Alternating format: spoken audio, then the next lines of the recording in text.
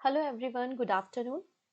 Good afternoon to all. I am Pooja and welcome back to my channel. I know लंबा gap हो गया है, हमारे काफ़ी दिनों से करंट अफेयर्स नहीं हुए थे, लेकिन मैं 18 से लेकर 27 तक के करंट अफेयर्स आपको एक साथ करवा दूंगी।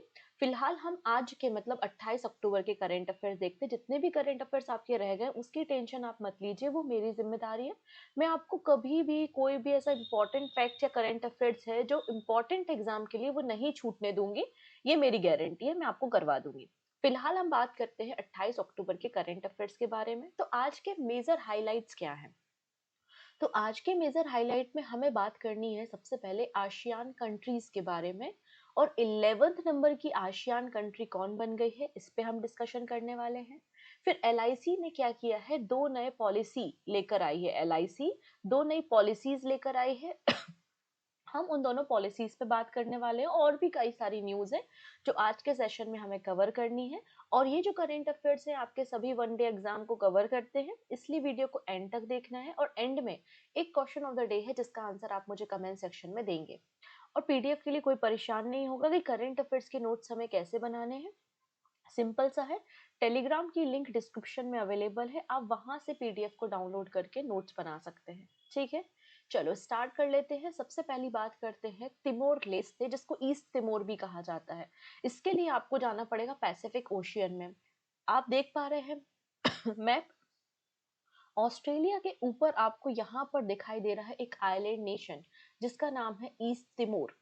और ये 11th नंबर का ऑफिशियली मेंबर बन चुका है आशियान का। इसने आशियान कंट्रीज को ज्वाइन किया है। रिसेंटली 47th नंबर की आशियान समिट कुआलालंपुर मलेशिया में हो रही थी, और यहाँ पर आशियान ग्रुप का एक्सपांशन किया गया है। एंड ईस्ट तिमोर ने ज्वाइन किया है आशियान ग्रुप को। और आशियान में अब आपसे डायरेक्टली पूछा जाएगा कितने मेंबर है, तो 11 मेंबर कंट्री देखने को मिल जाएंगी। ईस्ट तिमोर की कैपिटल आपको दिल्ली देखने को मिलेगी। नाउ बात करते हैं आशियान के बारे में। इसका फुल फॉर्म एग्जाम में पहले भी पूछा गया है, association of south east Asian nation. ठीक है, 1967 में इसका formation under the Bangkok declaration हुआ था। ठीक है, इसका हेडक्वार्टर जकार्ता इंडोनेशिया में है। अब 11 मेंबर हो चुके हैं, पहले 10 मेंबर हुआ करते थे। नया मेंबर ईस्ट तिमोर है। इसके अलावा Indonesia, Malaysia, Philippines, Singapore, Thailand, Brunei, Vietnam, Laos, Myanmar, Cambodia आपको देखने को मिल जाएंगे। ठीक है, तो कई बार एग्जाम में प्रश्न आता है कि इनमें से कौन सा आसियान मेंबर नहीं है। इस तरीके से क्वेश्चन एग्जाम में बनते हैं, तो थोड़ा सा आप कोशिश कीजिएगा। साउथ ईस्ट एशियन जो कंट्री है वो आसियान मेंबर्स आपको देखने को एक तरीके से मिल जाएंगे। ठीक है।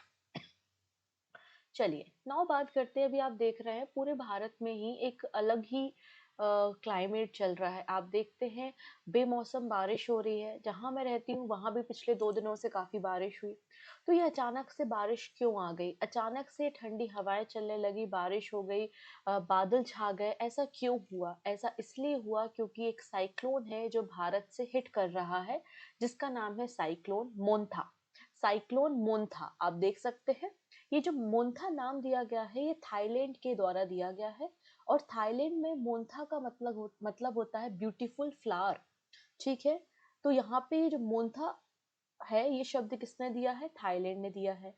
तो इंडियन मेट्रोलॉजिकल डिपार्टमेंट, जिसको हम आईएमडी के नाम से जानते हैं, इन्होंने हाई अलर्ट इशू किया है कि आंध्र प्रदेश, तमिलनाडु, उड़ीसा और पौंडीचेरी, यहाँ पर लैंडफॉल होने वाला है साइक्लोन मोंथा का, जिसके कारण काफी तेज स्पीड में आपको हवाएं देखने को मिलेंगी और रेनफॉल देखने को मिलेगा।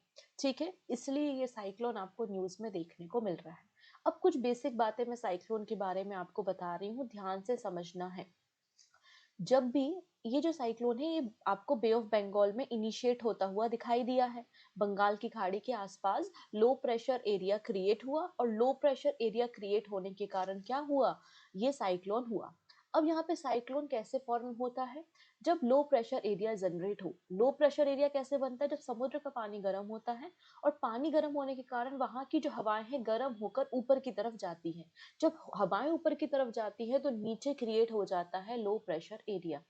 ठीक है, अब ये जो हवाएं ऊपर गई हैं इनमें मॉइस्चर था, ये कंडेंस होंगी और लेटेंट हीट जनरेट करेंगी, जिसके कारण फ्यूलिंग मिलती है साइक्लोन को। अभी जो यहाँ पर आपको पता है कि हमारी जो पृथ्वी है वो अपने अक्ष पे, अपनी एक्सिस पे घूमती है, ठीक है, जिसके कारण जनरेट क्या होता है आपका कोरोलिसिस इफेक्ट। इस इफेक्ट के कारण अगर आप देखेंगे हमारी अर्थ में एक नदर्न हेमिस्फीयर है और एक सदर्न हेमिस्फीयर है। नदर्न हेमिस्फीयर में जो साइक्लोन के डायरेक्शन होते हैं वो एंटी क्लॉकवाइज होते हैं, और सदर्न हेमिस्फीयर में जो डायरेक्शन होता है वो क्लॉकवाइज डायरेक्शन आपको देखने को मिल जाएगा। तो आप अगर देखेंगे यूपीएससी और स्टेट पीसीएस में फॉर्मेशन की जो प्रक्रिया है वहां से क्वेश्चंस देखने को मिलते हैं। तो आप इसका step by step development stage इसका आप देख सकते हैं। Disturbance, depression, deep depression, cyclonic storm, severe cyclone, super cyclone, ये आपके डेवलपमेंट स्टेज हैं और साइक्लोन किस तरीके से डेवलप होता है। और रिसेंटली ये जो साइक्लोन मोन्था है ये हिट कर रहा है आंध्र प्रदेश और उड़ीसा के कोस्टल एरिया में लैंडफॉल कर रहा है, जिसके कारण आपको यहाँ पर बारिश देखने को मिलेगी। चलिए अब बात करते हैं एनजीटी के बारे में। एनजीटी मतलब क्या होता है? इसका मतलब होता है नेशनल ग्रीन ट्रिब्यूनल। एनजीटी का फॉर्मेशन 2010 में किया गया था, ठीक है। अब एनजीटी ने क्या किया है, झारखंड में एक एरिया था, फॉरेस्ट एरिया, वहां पर लगातार आयरन ओर की माइनिंग हो रही थी। और आयरन ओर की माइनिंग होने के कारण क्या है, हमारी डाइवर्सिटी पे इफेक्ट पड़ रहा था। वहां पर पाई जाने वाली फ्लोरा और फाउना, मतलब अलग अलग प्रकार के जो जीव जंतु और पौधे पाए जाते हैं उनको इफेक्ट हो रहा था। इसलिए हमारी जो एनजीटी है, एनजीटी ने झारखंड गवर्नमेंट को कहा था कि आपके पास जो सारंदा फॉरेस्ट है इन्हें वाइल्ड लाइफ सेंचुरी डिक्लेयर किया जाए, जिसके बाद यहाँ पर हम बायोडाइवर्सिटी को प्रोटेक्ट कर सके और जो इलीगल तरीके से आयरन ओर की माइनिंग हो रही है उसको भी स्टॉप किया जा सके। लेकिन झारखंड के द्वारा कोई भी फैसला नहीं लिया गया था। इसके बाद सुप्रीम कोर्ट आता है और सुप्रीम कोर्ट ने झारखंड स्टेट गवर्नमेंट को ऑर्डर दिए हैं। क्या ऑर्डर दिया है कि सारंदा वाइल्ड लाइफ सेंचुरी, मतलब सारंदा फॉरेस्ट को, जहां पर साल पेड़ पाए जाते हैं, जहां पे साल के ट्री पाए जाते हैं, इसे वाइल्ड लाइफ सेंचुरी डिक्लेयर किया जाए। ये आपको बेस्ट सिंहभूमि डिस्ट्रिक्ट झारखंड में देखने को मिल जाएगा। ये जो फॉरेस्ट एरिया है लगभग 856 स्क्वायर किलोमीटर का है। यहाँ पर आपको हो, मुंडा और अदर ट्राइबल कम्युनिटीज देखने को मिल जाएंगी। साथ ही साथ ही हमारे जो सस्टेनेबल डेवलपमेंट गोल नंबर 15 है, जिसका मतलब है लाइफ ऑन लैंड, से भी संबंधित आपको मिलेगा, ठीक है। तो सिंपल सा प्रश्न आएगा, सारंदा वाइल्ड लाइफ सेंचुरी कहाँ पर है? आंसर हो जाएगा झारखंड में, सिंहभूम डिस्ट्रिक्ट में आपको देखने को मिल जाएगी, ठीक।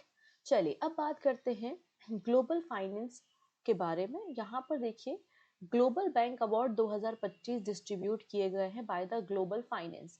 ग्लोबल फाइनेंस एक न्यूयॉर्क बेस्ड मैगजीन है जो एनुअली बेस्ट जो बैंक होते हैं, जो अपना बेस्ट परफॉर्मेंस देते हैं, उनको अवार्ड देने का काम करती है। यहाँ पर स्टेट बैंक ऑफ इंडिया, इसे वर्ल्ड का बेस्ट कंज्यूमर बैंक अवार्ड दिया गया है। दो अलग अलग कैटेगरी में अवार्ड मिले हैं, best world best consumer bank और बेस्ट बैंक इन इंडिया। और ये अवार्ड सेरेमनी वॉशिंगटन डीसी में आपको देखने को मिली। ना बात करते हैं दुनिया की सबसे तेज ट्रेन के बारे में। ऐसी ट्रेन जो 450 किलोमीटर प्रति घंटे की रफ्तार से चल रही है। हम बात कर रहे हैं CR 450, ठीक है। 450 का मतलब इसकी speed up to 450 kilometre per hour आपको देखने को मिल जाएगी। ये चाइना की बुलेट ट्रेन है और इसका मतलब इसकी टेस्टिंग की गई है रिसेंटली। और बताया जाता है ये वर्ल्ड की फास्टेस्ट बुलेट बुलेट ट्रेन है और 2026 तक एक्सपेक्टेड है कि ऑपरेशन में आ जाएगी। ये संघाई चेंगदू कॉरिडोर के बीच में रन होगी, ठीक है। इतनी चीजें 2026 तक एक्सपेक्टेड है कि इसका कमर्शियल लॉन्च किया जाएगा। चाइना स्टेट रेलवे ग्रुप के द्वारा इसे तैयार किया जा रहा है, ठीक है। नाउ बात करते हैं उत्तराखंड के बारे में। अब आप देखते हैं जैसे कि अभी ठंड आ गई है, आपका स्नोफॉल शुरू हो गया है ना। ठंड आ गई है तो आपका स्नोफॉल भी शुरू हो गया है। जब स्नोफॉल शुरू हो जाता है तो बहुत सारे यात्री देहरादून, मसूरी, नैनीताल, ऋषिकेश विजिट करने जाते हैं। और ये सब टूरिस्ट प्लेस भी है, तो लगातार उत्तराखंड में टूरिस्ट का क्राउड भी बढ़ रहा है। और आजकल टूरिस्ट जो होते हैं वो अपने अपने व्हीकल्स के साथ पहुंच जाते हैं, जिसके कारण कार्बन एमिशन भी बहुत ज्यादा हो रहा है। इसलिए उत्तराखंड गवर्नमेंट इस कार्बन एमिशन को रिड्यूस करना चाहती है। और उत्तराखंड गवर्नमेंट ने यहाँ पर ग्रीन टैक्स इम्पोज करने की बात की है। अगर आप अपने व्हीकल्स को लेके उत्तराखंड राज्य में पहुंचते हैं तो आपको ग्रीन टैक्स देना पड़ेगा। और इस पैसे का इस्तेमाल उत्तराखंड के जो हिल स्टेशन है उसमें कार्बन एमिशन को रिड्यूस करने में किया जाएगा।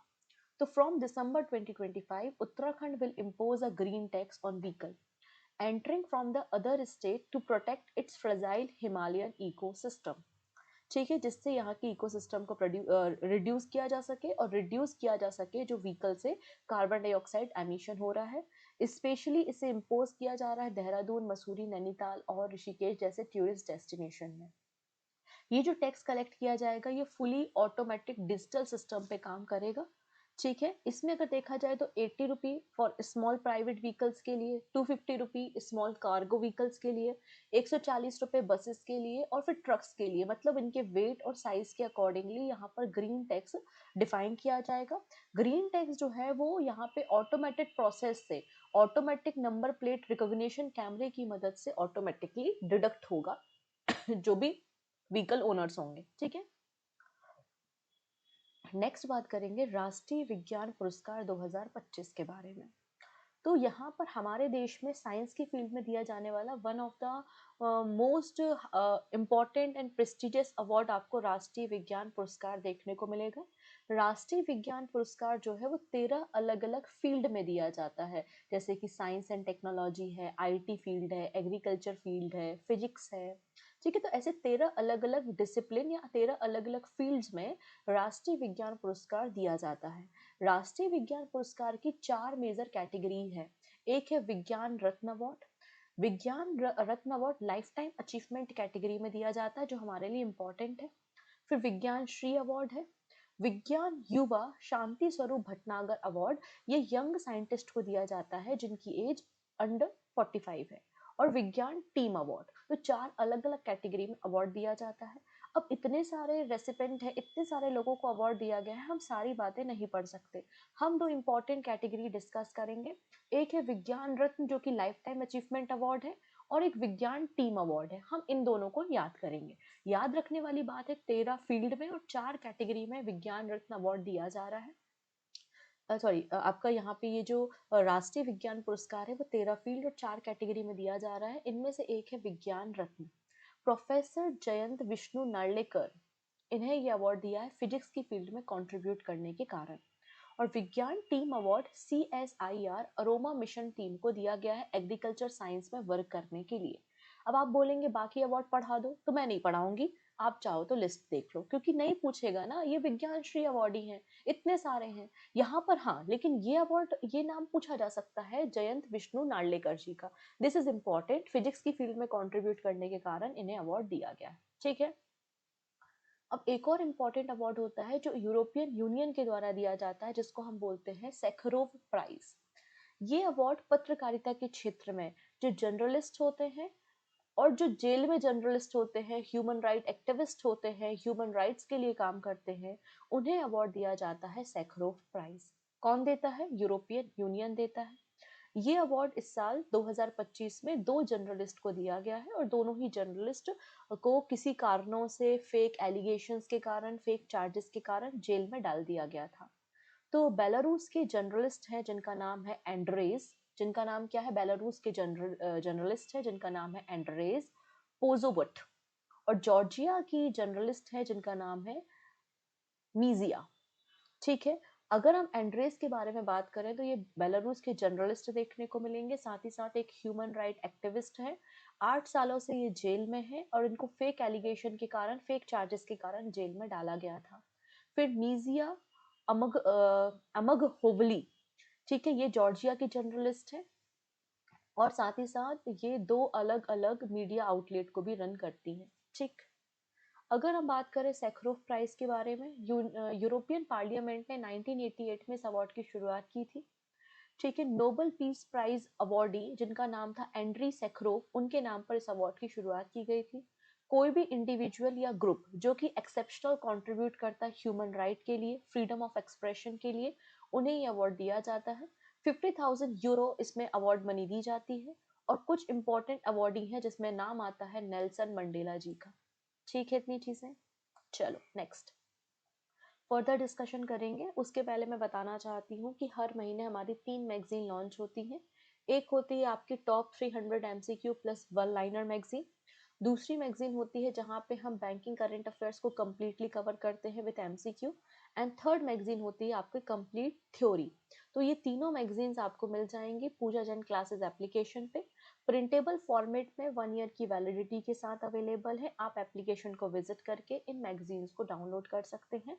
पेड नोट्स वाले सेगमेंट में आपको यहाँ पर ये मैगजीन्स देखने को मिलेंगी। ठीक है, कल ही मैंने अगस्त मंथ की कंप्लीट मैगजीन भी लॉन्च कर दी है। ठीक है, चलो, यहाँ तक की बातें समझ में आ रही हैं, करंट अफेयर समझ में आ रहा है। मैं ज़्यादा ज़ोर से नहीं बोल पा रही हूँ क्योंकि मैं ज़ोर से बोलूँगी ना तो मैं मुझे खांसी आने लगेगी और फिर और ज़्यादा क्लास डिस्टर्ब होगी, right.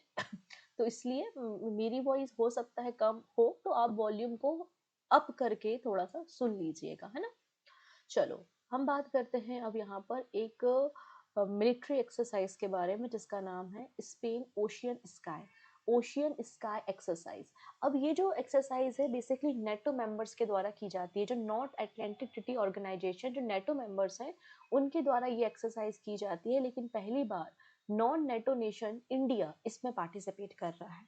India become the first non NATO country to join Spain ocean sky 2025 air combat drill. ठीक है, ये आपको गेंडो एयरबेस कैनरी आइलैंड में देखने को मिल जाएगी। ठीक है, इसमें भारत की तरफ से 16 एयरबस C295 पार्टिसिपेट करने वाले हैं और इनसे इनकी जो डिलीवरी है वो स्पेन से ही हमने ली है। नेक्स्ट बात करते हैं national highway authority of India मतलब नाही के बारे में। NHAI to use all municipal waste in road by 2027। अब यहाँ पर NHAI ने कहा है कि अलग अलग म्यूनिसिपल कॉरपोरेशंस के द्वारा जो म्यूनिसिपल वेस्ट कलेक्ट किया जाता है, हम इस वेस्ट का इस्तेमाल हाईवे कंस्ट्रक्शन में करेंगे 2027 तक, using waste material like biobitumen to boost sustainability. तो यहाँ पर वेस्ट मटेरियल का इस्तेमाल किया जाएगा हाईवे रोड का कंस्ट्रक्शन करने के लिए। यहाँ पर नितिन गडकरी जी जो हमारे जो हमारे रोड ट्रांसपोर्ट मिनिस्टर हैं, उन्होंने कहा है कि 80 lakh ton municipal waste already utilise किया गया है नेशनल हाईवे में। हमने यहाँ पे 25 लाख टन वेस्ट इस्तेमाल किया है अहमदाबाद पुणे हाईवे में, और 40 लाख टन हमने यहाँ पे मुंबई दिल्ली एक्सप्रेसवे में ऑलरेडी म्युनिसिपल वेस्ट को इस्तेमाल किया है। लेकिन हमारा टारगेट है जितने भी म्युनिसिपल पार्टीज के द्वारा, म्युनिसिपल कॉर्पोरेशंस के द्वारा वेस्ट क्रिएट हो रहा है, वेस्ट जनरेट हो रहा है, वो सभी वेस्ट हम 2027 तक इस्तेमाल करेंगे हाईवे कंस्ट्रक्शन में। ये भी हमारे sustainable development goal number 9 infrastructure और sustainable development goal number 12 responsible consumption and production से लिंक करता है। तो आज हमने 3 गोल देख लिए हैं, गोल नंबर 15, गोल नंबर 9, गोल नंबर 12। ठीक है, अब यहाँ पे बात हुई है बायो विटामिन के बारे में। तो ये लाइव स्टॉक वेस्ट होता है, इसका यूज हम करते हैं हाईवेज को कंस्ट्रक्ट करने के लिए, और ये सेंट्रल रिसर्च ऑर्गेनाइजेशंस के द्वारा आपका सर्टिफाइड भी होता है कि किस तरीके से एक बेटर ऑल्टरनेटिव है ये फॉसिल फ्यूल पे, हम डिपेंडेंसी को किस तरीके से कम कर सकते हैं। नेक्स्ट है LIC, life insurance corporation of India ने 2 नए इंश्योरेंस प्लान्स को लॉन्च किया है। पहला है जन सुरक्षा एंड बीमा लक्ष्मी। जन सुरक्षा, LIC जन सुरक्षा और LIC बीमा लक्ष्मी, 2 नए प्लान्स को लॉन्च किया गया है बाय द LIC। LIC के जो chief executive officer and managing director है जिनका नाम है R दोराईस्वामी, इन्होंने इन 2 नए इंश्योरेंस प्लान को लॉन्च किया है जो ऑटो कवरेज फैसिलिटी आपको प्रोवाइड करता है। ठीक है, अब इसकी पॉलिसी टर्म क्या क्या है और ये इंश्योरेंस प्लान क्या है, इनको एक एक करके समझेंगे। पहला है LIC जन सुरक्षा मतलब लाइफ माइक्रो इंश्योरेंस प्लान। ये उन लोगों के लिए है मतलब जिनको कोई भी मेडिकल प्रॉब्लम्स नहीं है, क्योंकि इसमें कोई भी मेडिकल एग्जामिनेशन नहीं किया जाता है, डायरेक्टली आपको प्लान ऑफर किया जाता है। It is available only for the standard healthy life and no requirement of medical examination. ठीक है, LIC जन सुरक्षा या लाइफ माइक्रो इंश्योरेंस प्लान जो है वो लोअर इनकम ग्रुप को गारंटी एडिशनल 4% एनुअल रिटर्न्स या प्रीमियम प्रोवाइड करता है। ठीक है, कोई भी इंडिविजुअल जिसकी एज 18 साल से 55 साल के बीच में है इसमें इनरोलमेंट कर सकता है, और जो पॉलिसी होल्डर है अगर उसकी डेथ हो जाती है तो उसके फैमिली वालों को लमसम अमाउंट मिलता है ऑन मैच्योरिटी। ठीक है, पॉलिसी की जो ड्यूरेशन है वो 12 से 20 साल है, और प्रीमियम जो है प्रीमियम पेइंग टर्म या पॉलिसी टर्म 5 ईयर आपको देखने को मिलेगी। इसमें मिनिमम 1 लाख और मैक्सिमम 2 लाख रुपए तक का आपको कवरेज देखने को मिलता है। नेक्स्ट है LIC बीमा लक्ष्मी, स्पेशली फॉर फीमेल्स। इसको केवल महिलाओं के लिए डिजाइन किया गया है। इसमें महिलाओं का जो लाइफ कवर है, इसके अलावा जो मनी बैकअप पेमेंट्स है, ठीक है, इलनेस कवरेज है, मैच्योरिटी बेनिफिट है, वो सारी चीजें यहाँ पे कवर की गई हैं, लेकिन केवल महिलाओं के लिए जिनकी एज 18 साल से है 50 साल के बीच में। 25 ईयर इसकी पॉलिसी टर्म है और प्रीमियम पेइंग टर्म जो है वो 7 से 15 साल आपको मिल जाएगी। 2 लाख रुपए मिनिमम और मैक्सिमम की कोई लिमिट नहीं है, depends on your premium size, आपको यहाँ पर रिटर्न दिए जाएंगे। ठीक है, गारंटी एडिशनल यहाँ पे 7% टोटल एनुअल प्रीमियम हर साल आपको दिया जाएगा। ऑटो कवर फैसिलिटी है 3 साल के प्रीमियम पेमेंट के बाद। तो ये बीमा लक्ष्मी जो है वो महिलाओं के लिए है। नेक्स्ट बात करेंगे हिंदुस्तान शिपयार्ड लिमिटेड। इसे रिसेंटली मिनी रत्न कंपनी का स्टेटस दिया गया है by the government of India.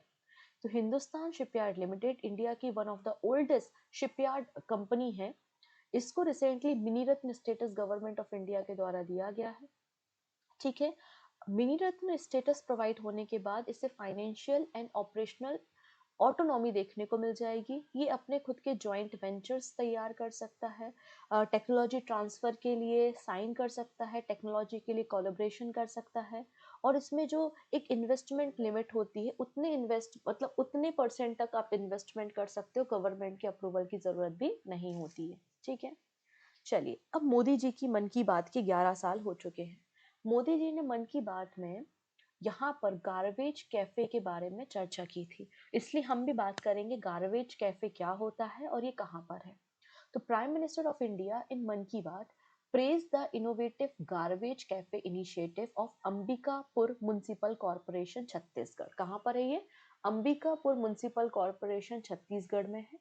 इसमें अगर आपके पास प्लास्टिक वेस्ट है, प्लास्टिक बॉटल्स हैं, और आप इन प्लास्टिक वेस्ट को लेके पहुंच जाते हैं कहाँ पर? कैफे में, तो आपको रिटर्न में खाना मिलेगा। ठीक है, which offer meal in exchange for plastic waste, a model combining waste management with social welfare। इसमें क्या है, इंडिविजुअल अगर 1 kg प्लास्टिक वेस्ट को डिपॉजिट करता है तो उसको फ्री मील मिलेगा, फ्री मील यहाँ पर मिलेगा। और इस प्लास्टिक को हम क्या करेंगे, रिसाइकिल करेंगे और इसका इस्तेमाल रोड कंस्ट्रक्शन में किया जाएगा। नेक्स्ट है महामेडटेक मिशन। अनुसंधान नेशनल रिसर्च फाउंडेशन ने ICMR और bill and Melinda Gates foundation के साथ मिलकर महामेडटेक मिशन की शुरुआत की है। इसका पर्पस है कि मेडिकल साइंस के फील्ड में नया इनोवेशन, नई टेक्नोलॉजी को इंट्रोड्यूस करना और मेडिकल टेक्नोलॉजी इकोसिस्टम को बूस्ट करना। ठीक है, अब यहाँ पे कोई भी इंडिविजुअल या कोई कंपनी है जो मेडटेक में, मेडिकल टेक्नोलॉजी में नया इनोवेशन करती है, नया स्टार्टअप करती है, तो उसको यहाँ पे फंडिंग प्रोवाइड की जाएगी। 5 करोड़ से 25 करोड़ रुपए पर प्रोजेक्ट आपको यहाँ पे फंडिंग दी जाएगी। कोई स्टार्टअप है, कोई MSME है, हॉस्पिटल है, इंडस्ट्री है। ठीक है, इसके अंदर न्यू डिवाइसेस आप बना रहे हो, नई टेक्नोलॉजी, नया डायग्नोसिस कर रहे हो, AI बेस्ड टूल लेकर आ रहे हो, उनके लिए यहाँ पर फ्रेमवर्क आपको देखने को मिलेगा। ठीक है, नेक्स्ट बात करते हैं GSAT-7R के बारे में। ये हमारा एक कम्युनिकेशन सैटेलाइट है, इसका इस्तेमाल मिलिट्री पर्पस के लिए किया जाता है और रिसेंटली इसरो ने इसे लॉन्च किया है श्रीहरिकोटा से। तो Indian space research organisation is set to launch CMS-03 और इसी का नाम है GSAT-7R सैटेलाइट। कम्युनिकेशन सैटेलाइट है, मिलिट्री पर्पस के लिए इस्तेमाल किया जाएगा। नवंबर में से लॉन्च किया जाएगा श्रीहरिकोटा से यूजिंग द LVM-3 रॉकेट की मदद से। ये रियल टाइम हमको नेविगेट करने में मदद करेगा, रियल टाइम कम्युनिकेशन प्रोवाइड करेगा नेवल ऑपरेशंस के लिए, एयर डिफेंस के लिए। ठीक है, अब यहाँ पे बोला है ये मल्टी बैंड कम्युनिकेशन पे काम करेगा, मतलब KU और KA बैंड पर ये काम करने में सक्षम है। ये हमारे देश की एंटायर इंडियन ओशियन रीजन की जो कोस्टल बॉर्डर एरिया है उसको ये कवर करने में सक्षम है। 4400 kg का ये हैवी सैटेलाइट आपको देखने को मिलेगा, जिसको इसरो ने तैयार करने का काम किया है और इसको LVM-3 की मदद से लॉन्च किया जाएगा। इसी LVM-3 का इस्तेमाल चंद्रयान-3 मिशन में भी किया गया था। ठीक है, ना बात करते हैं हेनले पासपोर्ट इंडेक्स के बारे में। हेनले पासपोर्ट इंडेक्स बताता है कि किसी भी देश का जो पासपोर्ट है वो कितना स्ट्रॉन्ग है और कितने कंट्रीज में वीजा फ्री एक्सेस आपको देता है। तो यहाँ पर बताया गया कि सिंगापुर आपको टॉप पोजीशन पे देखने को मिलेगा। सिंगापुर नंबर 1 पे सबसे स्ट्रॉन्गेस्ट, सबसे पावरफुल पासपोर्ट देखने को मिलेगा। सिंगापुर के पासपोर्ट होल्डर 193 कंट्रीज में वीजा फ्री ट्रेवल कर सकते हैं। सेकंड नंबर पे साउथ कोरिया है। थर्ड नंबर पे आपको जापान देखने को यहाँ पर मिल जाएगा। ना बात करते हैं इंडिया, तो इंडिया की रैंकिंग 85 है और इंडिया के जो पासपोर्ट होल्डर है वो 57 कंट्रीज में वीजा फ्री एक्सेस कर सकते हैं। इस इंडेक्स को तैयार करने के लिए जो डेटा लिया जाता है वो इंटरनेशनल एयर ट्रांसपोर्ट एसोसिएशन के द्वारा डेटा लिया जाता है। 2006 से हेनले एंड पार्टनर्स के द्वारा इस इंडेक्स को पब्लिश किया जा रहा है। बॉटम पर आपको देखने को मिलेगा अफगानिस्तान 106वें नंबर पे। ठीक है, चलिए, इतनी चीजें क्लियर है। ना बात करते हैं बजरंग सेतु के बारे में। आप लोगों ने लक्ष्मण झूला के बारे में सुना होगा, जो ऋषिकेश में गंगा नदी पर आपको देखने को मिलता था। लेकिन अब लक्ष्मण झूला जो है वो 1929 में तैयार किया गया था, काफी पुराना था। अब काफी पुराना था, डेंजरस हो सकता है, एक्सीडेंट हो सकते हैं, इसलिए 2019 में इसको क्लोज कर दिया गया। 2019 में इसको क्या कर दिया गया, क्लोज कर दिया गया। और अब इसको रिप्लेस किया जा रहा है बजरंग सेतु से। Bajrang Setu, a modern suspension bridge over the Ganga River, is expected to open by the December 2026 and replacing the historic Lakshman Jhula. 132 metre का ये आपको ब्रिज देखने को मिलेगा। 60 करोड़ की कंस्ट्रक्शन कॉस्ट के साथ तैयार किया गया है और 2026 तक ये ऑपरेशन में मतलब कंप्लीटली हैंड ओवर कर दिया जाएगा। ठीक है, डन। चलिए, अब अंत में 2-3 नाम है वो हम देखेंगे।